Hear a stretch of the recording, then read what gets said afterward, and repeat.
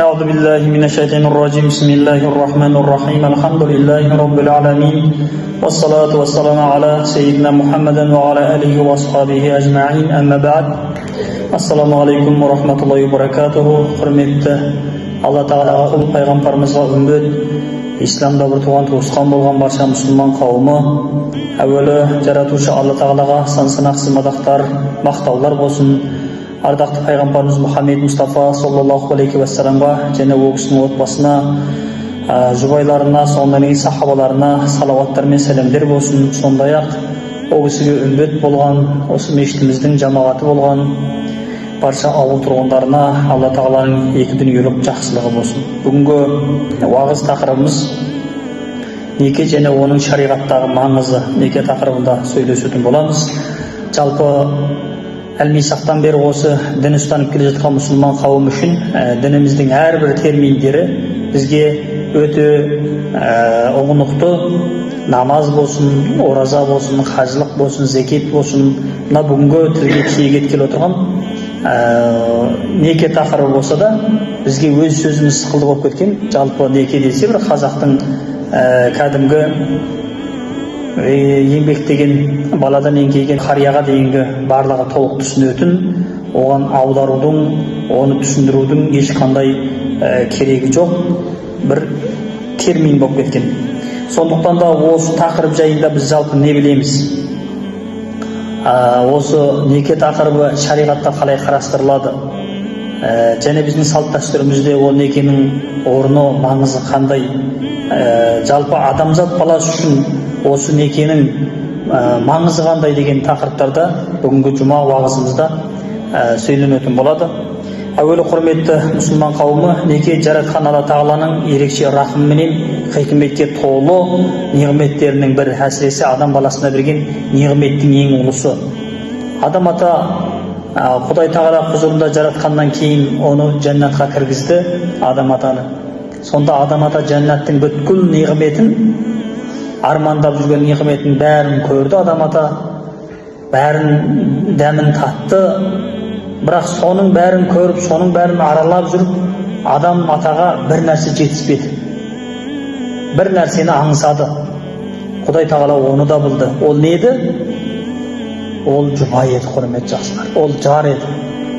Міне сол неғметтің осы бір хикаядан түсінетініміз, біз қазір жәннатты армандаймыз, жәннатты аңсаймыз, жәннатта керемет неғметтер бар, бал өзендері бар, шарбат өзендері бар, сүт өзендері бар дейміз. Ол жерде қыс болмайды, суық болмайды, тоңбайсың дейсің, шаршамайсың, шалдықпайсың. Ол жерде тамақты жеп жатсаң тоймайсың.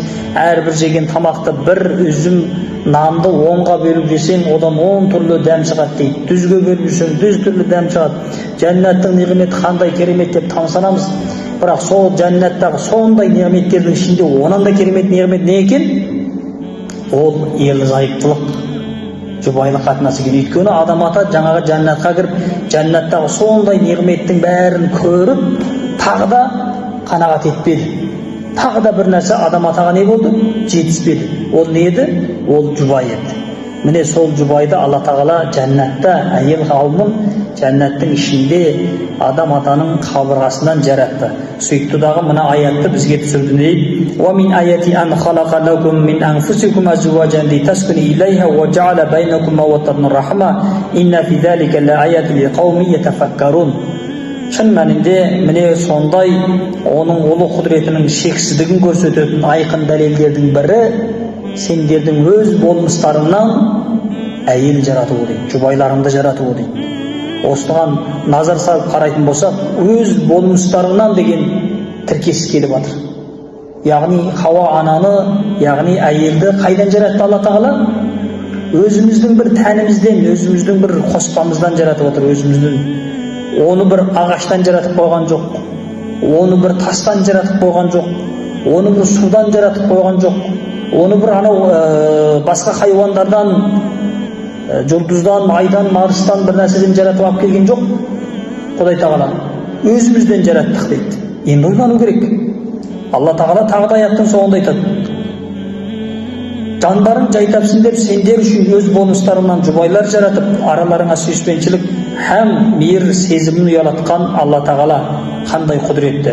Міне осының өзінде ақылға салып ойланатын қауым үшін өте айқын дәлелдер мен талай ғибрат жатыр дейді. Жаңағы жаныңдағы жарыңды жаратып болған Құдай Тағаланың осы хикметіне ақылы бар адам бүйтіп ойланып қарайтын болса, жаныңа жаратып болған жұбайын неге жаратты, қайдан жаратты, қалай жаратты деп ойланатын болса, бұл қандай құдірет жаратқан деп назар салатын болса, осының өзінде ақылы бар адамға үлкен ғибрат жатыр дейді, үлкен даналық жатыр дейді. Сондықтан да құрметті жақсылар, өз болмыстарынан жараттық деген осы бір сөз тіркесіне назар аударатын болсақ, ол жайдан емес екен. Алла жаңағы біздің жұбайымызды басқа бір нәрседен жаратып болғанда, біз Аллахқа не істейтін едік? Аллахқа налитын едік. Осыны өзімізден жаратпай басқа бірдемеден. Біз қазір ұлттың өзін жек көріп жатырмыз ғой. Біз ұлттың өзін жек көріп жатырмыз. Тура ма?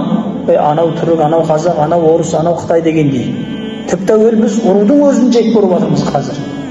Бір қазақ болып тұрып, жүзге бөлініп, ұруға бөлініп, бір-бірімізді жек көріп жатырмыз. Алла Тағала мына аятта не дейді? Адам бір тәннен жаратқан ер мен әйелдің өзін бір-біріменен бауырмал, бір-бірімен рақымды, бір-біріменен кешірімді, бір-біріменен мейір махаббатта жасасын деп, уаджа'ала байнакум мауаттатун рахма дейді. Араларыңа мейір махаббатты ұялатқан Алла Тағаланың осы хикметі түсінген адам үшін өте үлкен даналық пен парасаттылық бар.